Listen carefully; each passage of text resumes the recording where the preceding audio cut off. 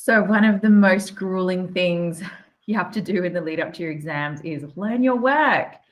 Because unfortunately, you've got to memorize stuff so that when you go into the exam, you have something to write. And we'd all love it not to be that way, but that just is what it is. So what are the ways that you can learn your work so that you can recall it under exam conditions? I've had a lot of students in the past say things like, oh, I just read over it a bunch of times and thought I'd remember it, or, like I wrote it out and I just was kind of copying it out and just thought I remember it. That does not work. It'll get you more familiar with it, but it is not going to make it stick in your head to the point where you don't need to waste valuable writing time and thinking time to answer the questions in the exams, remembering stuff. So the only way you know that you know the work is if you can write it out under exam conditions without looking at any of your notes at all in the time period that's given.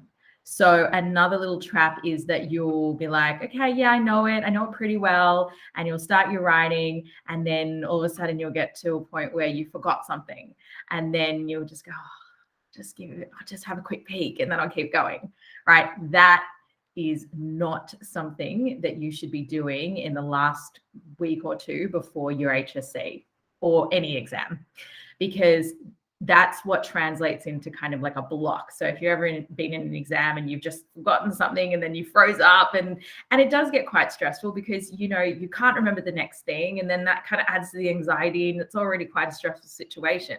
Right. So learning your work very, very well before your exam makes a massive difference in terms of your confidence, as well as what you're actually able to write out. And you really shouldn't have to spend time remembering your information. You've got to really focus all the time on going, okay, how am I going to answer this question with what I know?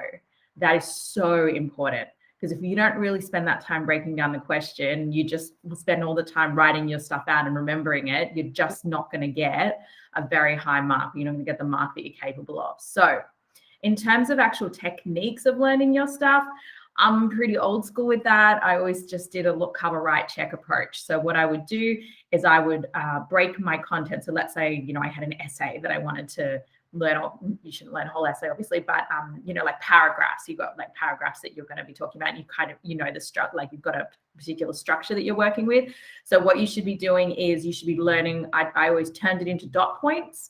So breaking it down I think also makes a really big difference. So break it into little bite-sized chunks, read the first half of the sentence or the first line and then write it out, and then cover it and then write it out again and then write it out again, and then go to the next line and then read it, cover it, write it, go back to the first line again, write that one, write the next one, do the third point again, repetition. So once you get to the end of the paragraph or like halfway through the paragraph, go back to the top again. You get to the bottom of the paragraph or all those points, start again. Then when you go to the next paragraph or body of points you want to learn, do the same thing. And then once you finish learning that one, go back to the top again, right? So it's just this constant going back, rewriting. It is time consuming. Some people have a better memory than others. I didn't have a great memory. So it was quite time consuming. I get that. And it can be quite tedious, but it really pays off in the exam when you don't have to stop and think about what the next thing is that you need to write.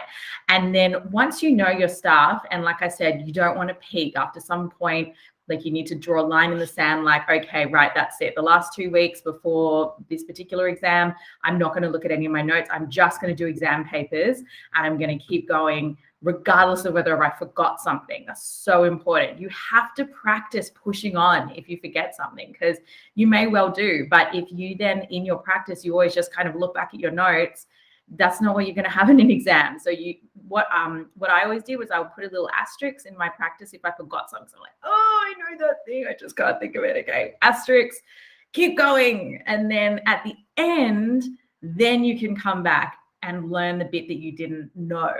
And the reason why that's not so much more effective is because if you just keep peeking, you don't really know the bits that you don't know, right? You just keep going and then it's just kind of like you forget the point that you got stuck.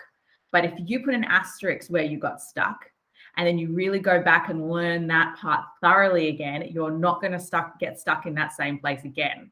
So that's why it's so important to just keep going in your practice. Don't look at your notes. I know it's so tempting, but you have to resist that urge. Keep going, finish the whole paper, then come back and have a look at where you got stuck or missed something previously.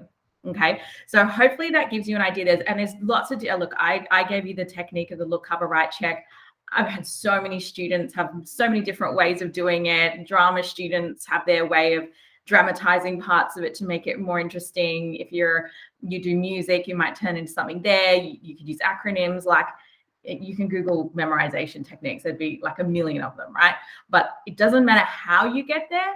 The point is that you get there and you know for a fact that you don't know this particular work, or you can't write it out until you've actually done it. Like, put everything away, put yourself under the exam conditions, not peeking at your notes, and you've actually done it. A lot of times you should be practicing at least 10 papers under full exam conditions before your actual exam. And look, when you first start doing it, it'll take you longer, it'll be harder, you'll forget more. But the more you do it, the more you keep going over it, the faster you'll get and the better you'll get at it. And that's how people get band 6, basically.